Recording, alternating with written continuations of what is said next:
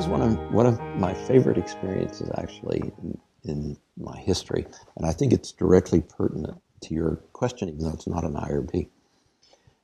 I was asked by a committee of the National Aeronautics and Space Administration to be on what they called a panel.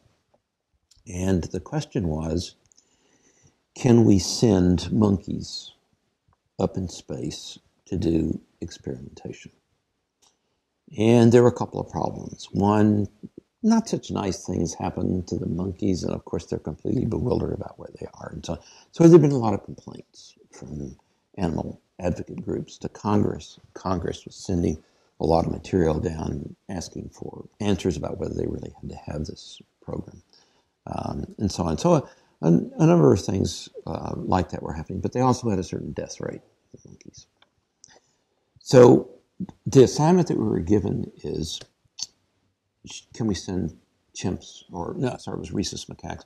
Can we send them up, and what's the problem with this? Can we continue with the program? So the panel is called on to meet. We've never met one another. We all come around. There are 8 of us on the panel. We come around the table. And we're basically to function, I think, like an IRB. We're supposed to deliberate. It's basically a protocol, right? Sending rhesus macaques into space. So we come into the meeting room, and I'm not kidding. You know, whatever the staff was at NASA, of course, they don't have anybody in ethics. So we come in, and there's a stack of papers about this high on the left, and that's the science, right? Because we're supposed to look at the quality of the science and the importance of the science as well. And on the right was one sheet of paper, and that was the ethics, right? It speaks volumes, right? So then there was no other ethicist but me. There was a chaplain, and I think the chaplain wondered why he had been appointed as well. But I think it was their idea of having an ethicist. And it was me. So I then began to discuss what the ethical issues were and how they had to be taken seriously. Just as the science had to be taken seriously, the ethics had to be taken seriously. And somewhat surprisingly to me, the chief veterinarian became very interested in this. He didn't say, just dismiss it or whatever, or treat it as only the science is important. He got actually very interested in this. And he said, yeah, we probably should pay more attention to this than we have. I could see some scientists around the table that were beginning to get concerned about it. But we actually had a good chair. The science chair was actually very good.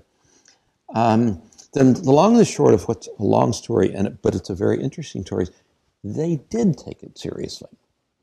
And they were willing to initiate reforms. It eventually led to what's called the Sundowner Report, it was the direct outcome of what we did there. It got NIH, not just NASA, but NIH and bioethics involved in what they were doing, and the space flight. We're talking about $30 million, or was a lot of money at that time.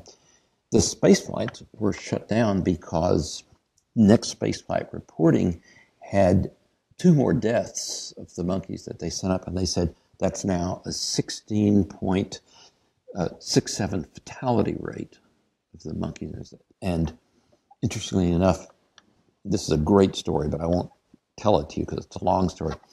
The Americans and the Russians and the French, who were the sponsors of the research, all said that's too high a death rate. It's not acceptable. And so the whole missions were shut. They've never again flown rhesus macaques into outer space. So what starts off looking pretty grim, right, winds up with something that's pretty good.